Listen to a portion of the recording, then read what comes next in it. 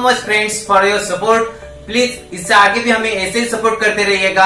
हम आपके लिए ऐसी इंपॉर्टेंट इन्फॉर्मेशन लेते आएंगे। सो फ्रेंड्स, मैं आपको फिर से एक बार हमारी चैनल में स्वागत करता हूं जिसका नाम है एग्रो एकेडमी। सो फ्रेंड्स, आज भी मैं आपके लिए एक नई इन्फॉर्मेशन लेके आया हूं, नई इंटरेस्टिंग इन्फॉर्मेशन, नई नॉलेजफुल इन्फॉर्मेशन। सो आपको ये वीडियो पूरा देखना है और अगर अभी तक आपने हमारे चैनल को सब्सक्राइब नहीं किया है तो फटाफट से चैनल को सब्सक्राइब कर देना है और नोटिफिकेशन बेल को क्लिक कर देना है, जिससे आपको हमारे चैनल के नए नए नोटिफिकेशन मिलते जाएंगे। सो फ्रेंड्स, आज का मैं टॉपिक आपको एक्सप्लेन करने वाला हूँ। कौन सा टॉपिक लेने वाले हैं हम आज? तो आज का जो हमारा टॉपिक है वो है कल्टीवेशन ऑफ जिंजर, मतलब अदरक की खेती। अदरक की खेती कैसे की जाए।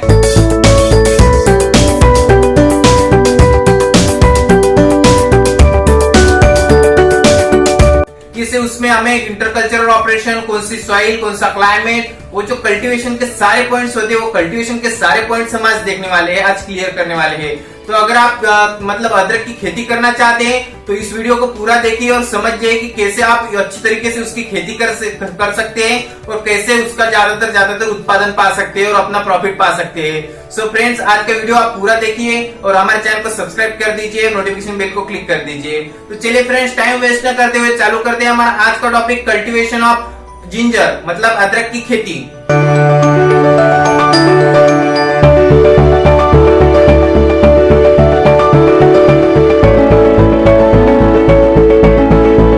इसमें हम फर्स्ट पॉइंट देखेंगे फ्रेंड्स, क्लाइमेट, कि हमें उसका क्लाइमेट कैसा लगता है। अदरक की खेती के लिए हमें कैसा क्लाइमेट चाहिए? तो उसके लिए जो क्लाइमेट चाहिए हमें वार्म एंड ह्यूमिड क्लाइमेट चाहिए। वार्म एंड ह्यूमिड, तो आपको जैसे मैंने पता ही है, मैंने आपको बताया है कि इंडिया का जो पार्ट है वो 3 रीजन में डिवाइड किया हुआ है, टेम्परेट, ट्रॉपिकल एंड सब ट्रॉपिकल। टेम्परेट जो होता है वो सबसे ऊपर का, मतलब सबसे ऊपर का है, हमारे इंडिया का रीजन है, वो आपका टेम्परेचर क्लाइमेट जो होता है वो टेम्परेट रीजन का होता है। देन सब tropical and tropical.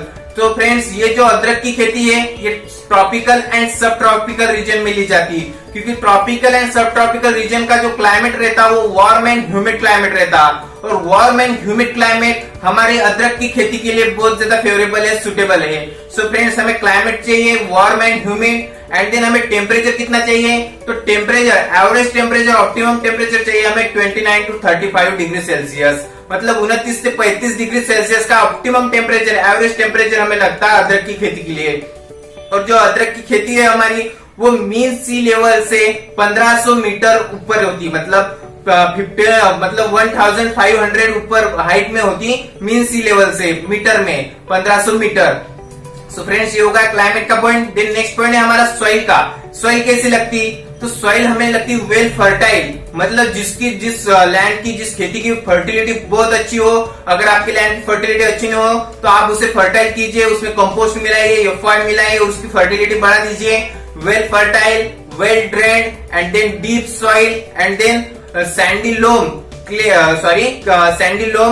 Loam, red loam and lateritic soil. ये सॉइल के टाइप्स है, ये मैंने टाइप जो बताया, sandy loam, red loam, then sandy loam, red loam, clay loam and then lateritic soil. ये जो 4 टाइप्स ऑफ सॉइल है ये बहुत ज्यादा सुटेबल है, बहुत ज्यादा अच्छी सॉइल है हमारे जिंजर की खेती के लिए। सो अगर ये सॉइल होगी तो आपकी खेती बहुत ही अच्छे से होगी जिंजर की, अदरक की। और जो हमें सॉइल कौन सी नहीं लगती, तो एसिडिक सॉइल हमें नहीं होना, एसिडिक सॉइल हमें चाहिए नहीं अदरक की खेती के लिए। और जो सॉइल का पीएच रहता है वो पीएच हमें चाहिए 6 to 7 का पीएच हमें मेंटेन करना है हमारे सॉइल का। पीएच मतलब क्या पता ना हो तो डिस्क्रिप्शन बॉक्स में जाइए, मैंने लिंक डाली हुई है, उस पर क्लिक कीजिए और जान लीजिए पीएच मतलब क्या। सो फ्रेंड्स, यहाँ पर आपको सॉइल का पॉइंट, मतलब सॉइल का पॉइंट जो है वो आपको समझ आया होगा कि कैसी सॉइल लगती, कौन से टाइप की सॉइल लगती और हमें कैसी सॉइल हमें उसके लिए तैयार करनी है, कैसी सॉइल फर्टाइल करनी है। देन हमारा नेक्स्ट पॉइंट है वेराइटीज का। सो ये इंपॉर्टेंट है फ्रेंड्स, ये वेराइटीज का पॉइंट। आप वेराइटीज का पॉइंट जान लीजिए अगर आप खेती करना चाहते हैं तो मैं जो यहाँ पर आपको वेराइटीज बताने वाला हूँ वो आप नोट डाउन कर लीजिए, क्योंकि मैं आपको सजेस्ट करूंगा अगर आप खेती कर रहे हैं तो आप ये वेराइटीज का यूज कीजिए। इस वेराइटीज का आप यूज करेंगे तो आपकी जो मतलब आपकी जो यील्ड है वो बहुत अच्छी यील्ड आएगी, आपको मार्केटिंग प्राइस बहुत अच्छी मिलेगी, आपका जो मतलब आपको प्रॉफिट जो मिलने वाला है वो डबल से प्रॉफिट मिलेगा इस वेराइटीज से। सो मैं आपको वेराइटीज बता देने वाला हूँ, आप नोट डाउन कर दीजिएगा। वेराइटीज में फर्स्ट है सुप्रभात वेराइटी बहुत अच्छी है। देन सुरुचि वेराइटी, देन सुरानी, ये जो वेराइटीज है 3 वेराइटीज, ये लोकल वेराइटीज है और बहुत अच्छी वेराइटीज है। सुप्रभात, सुराची एंड देन सुरानी, ये वेराइटीज बहुत अच्छी है। देन उसमें IISR वरद, ये जो वेराइटी है ये हाई यील्डिंग वेराइटी है। देन IISR राजेथा, देन ये जो वेराइटी है इसेंशियल ऑयल के लिए बहुत अच्छी है। IISR राजेथा, ये इसेंशियल ऑयल के लिए बहुत अच्छी वेराइटीज है। और देन उसके बाद मैं आपको एक्सोटिक वेराइटी बताने वाला हूँ, जो कि मतलब हमारे इंडिया में नहीं है, फॉरेन की वेराइटीज है। वो वेराइटी जो है एक वेराइटी है, पॉपुलर वेराइटी है, मैं आपको बता देने वाला हूँ। रियो डी जानेरो, ये जो एक्सोटिक वेराइटी है बहुत पॉपुलर वेराइटी है। रियो डी जानेरो ये बहुत पॉपुलर वेराइटी है, एक्सोटिक वेराइटी है। देन मैं कुछ आपको इंडिजिनियस वेराइटीज बता देने वाला हूँ, मतलब जिनका ओरिजिन इंडिया से हुआ है, जिन वेराइटीज का उगम जो है वो इंडिया से हुआ है। वो वेराइटीज मराद, इरनाद, देन वायनाड, हिमाचल एंड नदिया, ये जो वेराइटीज है ये इंडिजिनियस वेराइटीज है, मतलब इसका उगम जो है वो इंडिया से हुआ है। कौन सी? मराद, इरनाद, वायनाड, हिमाचल एंड नदिया, ये जो वेराइटीज है इंडिजिनियस वेराइटी। और एक पॉपुलर वेराइटी मैंने बताई आपको एक्सोटिक, उसका ओरिजिन है इंडिया का ओरिजिन नहीं है, वो है रियो डी जानेरो, बहुत पॉपुलर वेराइटी है। सो फ्रेंड्स, मैंने यहाँ पर जो वेराइटीज आपको बताई, इस वेराइटीज का आप यूज कीजिए, इसमें से कौन सी भी एक वेराइटी का आप यूज कीजिए और आपके रिजल्ट पाइए, आपको बहुत अच्छा यील्ड आएगा और आप नफे में रहेंगे, आप प्रॉफिट में रहेंगे। सो फ्रेंड्स, ये होगा वेराइटीज का पॉइंट, आपको समझ में आया होगा। फार्मर्स हो तो प्लीज इसको नोट डाउन कर दीजिए, इस वेराइटीज को इनमें से यूज कीजिए, मैं आपको सजेस्ट करता हूँ।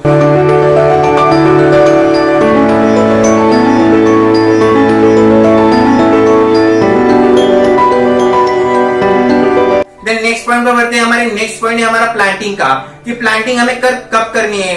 तो प्लांटिंग का बेस्ट सीजन जो है, बेस्ट टाइम जो है, मैं आपको बताने वाला हूँ फर्स्ट फोर्टनाइट ऑफ मे। ये जो सीजन है, ये जो मतलब टाइमिंग है, ये बहुत अच्छा है प्लांटिंग के लिए, अदरक की प्लांटिंग के लिए, जिंजर की प्लांटिंग के लिए। फर्स्ट फोर्टनाइट ऑफ मे ये बहुत अच्छा समय है। और सोइंग के टाइम पर अगर हल्की सी बारिश चालू हो, जब चालू हो तब आप उसकी सोइंग कर रहे तो वो बहुत बेस्ट रहेगा, उससे आपको बहुत अच्छा रिजल्ट मिलेगा। आपकी जो खेती है वो हरी भरी हो जाएगी, आपका यील्ड बहुत अच्छा आएगा। देन नेक्स्ट पॉइंट पर बढ़ते हैं। हमारे नेक्स्ट पॉइंट है हमारा स्पेसिंग का पॉइंट, कि हमें स्पेसिंग कितने रखनी है। तो प्लांट टू प्लांट स्पेसिंग रखनी है हमें 25 से 30 सेंटीमीटर की, 25 से 30 सेंटीमीटर की आपको स्पेसिंग रखनी है, तब जाके आपका जो एक एक पौधा है वो अच्छी तरीके से न्यूट्रिएंट गेन कर पाएगा, अच्छी तरीके से बढ़ पाएगा, बेटर ग्रोथ कर पाएगा और आपको अच्छा यील्ड देगा। तो ये था स्पेसिंग का पॉइंट। देन नेक्स्ट पॉइंट है हमारा इरिगेशन, कि हमें इरिगेशन कैसा करना है, उसे वाटर कैसे देना है। सो फ्रेंड्स, वाटर जो है अगर आप प्लांटिंग के बाद तुरंत 2 से 3 दिन के बाद आपको उसको वाटरिंग करना है। जब आप उसकी प्लांटिंग करेंगे 2 से 3 डेज के बाद आपको तुरंत उसको वाटरिंग कर देना है, इरिगेट कर देना है। एंड देन आपको 4 से 5 या 5 से 6 दिनों के इंटरवल से उसको वाटरिंग करना है, क्योंकि वाटर की बहुत ज्यादा उसको गरज होती है। तो उसको आपको 5 से 6 दिनों के इंटरवल से, 5 to 6 डेज के इंटरवल से आपको उसको वाटरिंग कर देनी है अपनी जिंजर की खेती को। सो फ्रेंड्स, ये था हमारा इरिगेशन का पॉइंट। देन हम देखेंगे कुछ इंटरकल्चरल ऑपरेशंस में आता फर्स्ट पॉइंट मल्चिंग का। अगर आप मल्चिंग करेंगे, आपकी जिंजर की खेती के लिए अगर आप मल्चिंग करेंगे तो बहुत बेस्ट रहेगा, एकदम बेस्ट रहेगा अगर आप मल्चिंग करेंगे। मल्चिंग मतलब क्या, वो आपको पता ना हो तो डिस्क्रिप्शन बॉक्स में जाइए, उसमें मैंने लिंक डाले हुए है और उसका वीडियो डाला हुआ है, लिंक के ऊपर क्लिक कीजिए, वीडियो देखिए और डिटेल में आपको पता चल जाएगा मल्चिंग मतलब क्या। अगर आप मल्चिंग करेंगे तो क्या होगा कि आपके जो सॉइल की जो मॉइस्चरस कंडीशन है, उस मॉइस्चरस कंडीशन बने रहेंगी, सॉइल इरोजन स्टॉप हो जाएगा और जो अनवांटेड प्लांट बढ़ते, जो मतलब वीड्स बढ़ते, वो वीड्स नहीं बढ़ेंगे। आपके जो मेन पौधा है अदरक का, उसको जो है वो पूरी तरीके से न्यूट्रिएंट मिल पाएंगे और अच्छे से बढ़ पाएगा, अच्छे आपको यील्ड दे पाएगा, उसकी बेटर ग्रोथ होगी आपके मेन प्लांट की, जिंजर के प्लांट की। तो ये एडवांटेजेस है मल्चिंग के। अब मैं आपको सजेस्ट करूंगा मल्चिंग कीजिए, बहुत अच्छा यील्ड आएगा। अगर ये था हमारा फर्स्ट इंटरकल्चर ऑपरेशन। सेकंड है वीडिंग का। अगर आप मल्चिंग नहीं करते तो आपको वीडिंग करना बहुत जरूरी है। वीडिंग मतलब क्या, वो वीड्स क्या होते हैं, तो अनवांटेड प्लांट, हम जो मेन प्लांट्स लगाते हैं हमारे जिंजर के, उसके अलावा कुछ अनवांटेड प्लांट, एक्स्ट्रा प्लांट बढ़ जाते हैं हमारी खेती में और वो सारा न्यूट्रिएंट्स खींच लेते हैं हमारे सॉइल का। सो क्या होता है कि हमारा जो मेन पौधा है अदरक का, उसे न्यूट्रिएंट नहीं मिल पाते, वो अच्छी तरीके से ग्रो नहीं हो पाते, सारा न्यूट्रिएंट्स वीड खींच लेते हैं तो इसी वजह से हमें उसका वीडिंग करना बहुत ज्यादा जरूरी है। वीडिंग करना, रेगुलरली वीडिंग करना है, तब जाके आपका जो मेन पौधा है जिंजर का, उसे सारे न्यूट्रिएंट मिल पाएंगे और अच्छी तरीके से बढ़ पाएगा। ये था वीडिंग का, ये थे इंटरकल्चरल ऑपरेशंस के पॉइंट फ्रेंड्स। तो ये आपको डन कर देने हैं। मैं आपको सजेस्ट करूंगा ये मल्चिंग का पॉइंट जो है, मल्चिंग आप कीजिए, आपको बहुत अच्छा यील्ड आएगा।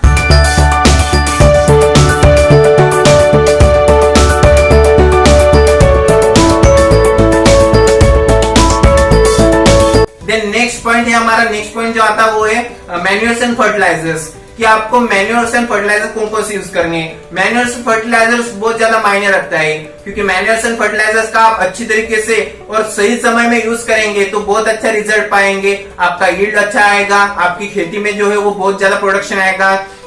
सो मैन्यूर्स एंड फर्टिलाइजर्स की मैं आपको पॉइंट बता देने वाला हूँ, ये नोट डाउन कर दीजिएगा। मैं जिस रेशियो में बता रहा हूँ, जो रेशियो बता रहा हूँ, जितने एरिया के लिए बता रहा हूँ, वो उतना एरिया का रेशियो आप लिख लीजिए और आपको वो टैली करके अपनी खेती के लिए आप उसका यूज कीजिए। So friends, manures and fertilizers में फर्स्ट देखेंगे हम कैटल मैन्योर और कंपोस्ट।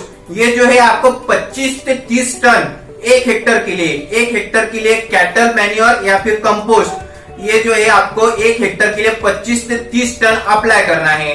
देन नीम केक जो है आपको 2 टन एक हेक्टर के लिए आपको 2 टन यूज करना है। देन उसके बाद आपको यूज करना है एफआईएम फार्म एंड मैन्योर, ये जो अप्लाई करना है आपको, ये 25 से 30 टन ड्यूरिंग लैंड प्रिपरेशन। जब आप आपकी अदरक की खेती के लिए आप पहले जो लैंड प्रिपेयर कर रहे हैं, जब आप लैंड प्रिपरेशन कर रहे हैं, आपकी जमीन की खेती मतलब जो खेती की जमीन है उसे आप तैयार कर रहे हैं, उस समय आपको ये फार्म एंड मैन्योर सारी खेती में ऐड कर देना है। तब जाके आपकी सॉइल की फर्टिलिटी बढ़ जाएंगी और आपकी जो सॉइल मैंने बताई थी वेल फर्टाइल सॉइल हो जाएगी। तो ये फार्म एंड मैन्योर आपको ऐड करना है 25 से 30 टन एक हेक्टर के लिए। एंड देन एनपीके का डोज आपको देना है। एनपीके मतलब क्या? Nitrogen, phosphorus and potassium. तो ये किस रेशियो में देने वाला हूँ मैं बता देने वाला हूँ, आप नोट डाउन कर दीजिएगा। 100:50:50, मतलब नाइट्रोजन देना है आपको 100 kg per hectare, then phosphorus देना है आपको 50 kg पर हेक्टर, पोटेशियम देना है 50 kg पर हेक्टर। मतलब तीनों जो है आपको अप्लाई करने हैं एनपीके, जिसको हम एनपीके कहते हैं। इसका डोज देना है आपको, ये बहुत ज्यादा जरूरी है। नाइट्रोजन क्या करता, आपके जो पौधा है वो जिंजर का पौधा है, उसे ग्रोथ करने में बहुत मदद करता है, उसको बढ़ने में मदद करता है। फास्फोरस क्या करता, फास्फोरस हमारे मतलब उसको फल और फूल लाने में मदद करता है, उसको ग्रोइंग होने में, उसके ग्रोइंग स्टेज के लिए बहुत अच्छा है। एंड देन पोटेशियम उसको हेल्दी रखने में मदद करता है। सो फ्रेंड्स, ये तीनों एलिमेंट्स बहुत ज्यादा जरूरी है, आपको ये अप्लाई करने मैंने जिस रेशियो में बताया। और इसमें का पहला जो मैंने बताया नाइट्रोजन, ये नाइट्रोजन आपको फर्स्ट टाइम में तीनों के साथ मिलाकर देना है, अप्लाई करना है आधा। देन 50 kg आपको 25 से 30 दिनों के बाद अप्लाई करना है। मतलब नाइट्रोजन जो है आपको वो 2 डोज में स्प्लिट करना है, उसके 2 भाग करने हैं आपको, 2 डोजेस में आपको उसको देना है। इससे क्या होगा कि आपके जो न्यूट्रिएंट कैपेसिटी है सॉइल की वो बनी रहेगी और उसको रेगुलरली न्यूट्रिएंट मिल जाएंगे और उसका इफेक्ट जो है वो बना रहेगा प्लांट्स के ऊपर नाइट्रोजन का। सो फ्रेंड्स, ये था मैन्योर्स एंड फर्टिलाइजर्स का point.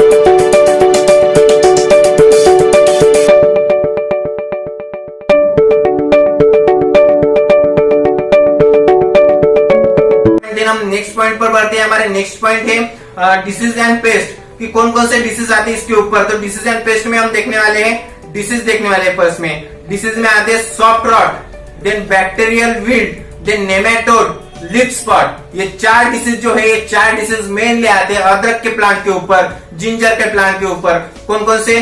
Soft rot, then bacterial wilt, leaf spot and nematode. ये 4 डिसीज मेनली आते हैं। एग्रीकल्चर शॉप, आप एग्रीकल्चर शॉप पर जाएंगे तो इसके लिए आपको कंट्रोल मैनेजमेंट के बहुत सारे इंसेक्टिसाइड, पेस्टिसाइड मिल जाएंगे, उसका आप स्प्रे कीजिए और इस डिसीज को कंट्रोल कीजिए। देन पेस्ट बताने वाला हूँ आपको। पेस्ट कौन कौन से आते हैं? शूट बोरर, राइजोम स्केल, ये जो डिसीज है ये डिसीज मेनली आते हैं। कौन कौन से? Shoot borer, rhizome scale, then minor pest भी बहुत ज्यादा मतलब अटैक करता है इसके ऊपर।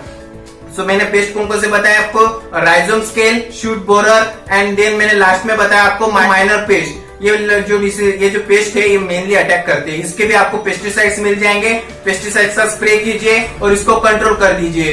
सो फ्रेंड्स, ये था हमारा डिसीज एंड पेस्ट का पॉइंट। जो हमने डिसीज एंड पेस्ट का पॉइंट देखा। देन नेक्स्ट पॉइंट देखेंगे हम प्लांटिंग मटेरियल कौन सा यूज कर सकते हैं हम। तो प्लांटिंग मटेरियल आपको यूज करना है राइजोम। राइजोम ये जो प्लांटिंग मटेरियल है आपको यूज करना है। तो राइजोम जो है आपको हेल्दी राइजोम यूज करने हैं and then 4 to 5 months old rhizome आपको यूज करने हैं और हेल्दी जिसके ऊपर डिसीज रेजिस्टेंस राइजोम जो होते हैं वो डिसीज रेजिस्टेंट राइजोम आपको चूज करने हैं। हेल्दी जिसके ऊपर कोई रोग ना हो, कोई इंसेक्ट ना हो, कोई पेस्ट का अटैक ना हो, ऐसे राइजोम्स आपको चूज करने हैं। जिससे क्या होगा कि आपको आगे चल के उसका प्रॉब्लम नहीं होगा, आपके जो प्लांट्स है वो अच्छी तरीके से ग्रो होंगे और वो हेल्दी रहेंगे। सो ये था प्लांटिंग मटेरियल का पॉइंट। देन नेक्स्ट पॉइंट है हमारा हार्वेस्टिंग का। हार्वेस्टिंग हमें कब करनी है। सो फ्रेंड्स हार्वेस्टिंग में देखा जाए तो आफ्टर प्लांटिंग के बाद आपको 210 से 240 दिनों के बाद आपका जो अदरक का प्लांट है, आपके अदरक की जो खेती है वो तैयार हो जाएंगी हार्वेस्टिंग के लिए। कितने दिनों के बाद 210 से 240 मतलब 7 से 8 महीने के बाद जो है आपका जो अदरक का पौधा है वो तैयार हो जाएगा हार्वेस्टिंग के लिए।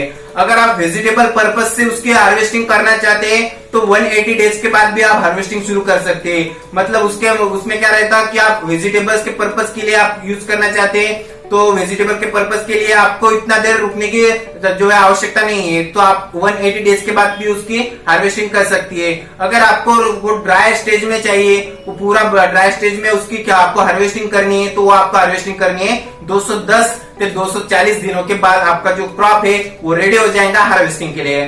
सो फ्रेंड्स ये था हार्वेस्टिंग का पॉइंट।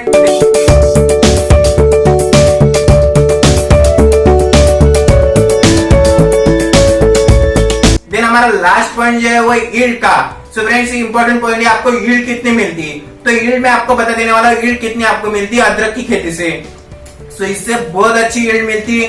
सो यील्ड जो मिलती है वो एवरेज यील्ड में आपको बता देने वाला एवरेज यील्ड जो है वो 15 से लेकर 25 मतलब 15 से 25 टन पर हेक्टर, 15 से लेकर 25 टन तक आपको इसकी यील्ड मिल सकती है। 15 to 25 टन पर हेक्टर का यील्ड आप अदरक की खेती से, जिंजर की खेती से पा सकते हैं। सो फ्रेंड्स इससे आप तैयारी कर सकते हैं कि बहुत अच्छा यील्ड आता है आपका अदरक की खेती का और आप इससे बहुत अच्छा प्रॉफिट पा सकते हैं। और आपको जो है अदरक जो खेती को है बहुत ज्यादा स्कोप भी है, इसको डिमांड भी है। सो आप अदरक की खेती करेंगे तो आप बहुत प्रॉफिट में रहेंगे और बहुत अच्छा मतलब जो है इनकम कमाएंगे। सो फ्रेंड्स मैंने जो आप पॉइंट्स बताए आपको ये थे हमारे अदरक के खेती के सारे पॉइंट्स। कल्टीवेशन ऑफ जिंजर,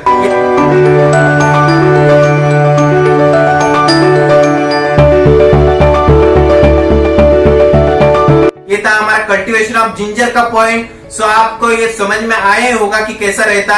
जो स्टूडेंट एग्रीकल्चर की डिग्री कर रहे हैं उनके लिए भी ये पॉइंट्स बहुत ज्यादा इंपॉर्टेंट है क्योंकि उन्हें भी क्वेश्चन आते हैं। स्पाइसेस एंड कंडीमेंट्स का उनका स्पेशल सब्जेक्ट रहता, उसमें इनको उसकी एग्जाम में इनको क्वेश्चन आते हैं कि explain the overall cultivation of ginger. तो फ्रेंड्स स्टूडेंट्स आपको ये जो सारे पॉइंट्स मैंने बताए, आपको ये जो सारे पॉइंट्स है एनलिस्ट कर देने हैं और उसे एक्सप्लेन कर देना है, तब जाकर आपको कंप्लीट मार्क्स मिलेंगे, फुल मार्क्स मिलेंगे आपके उस क्वेश्चन को।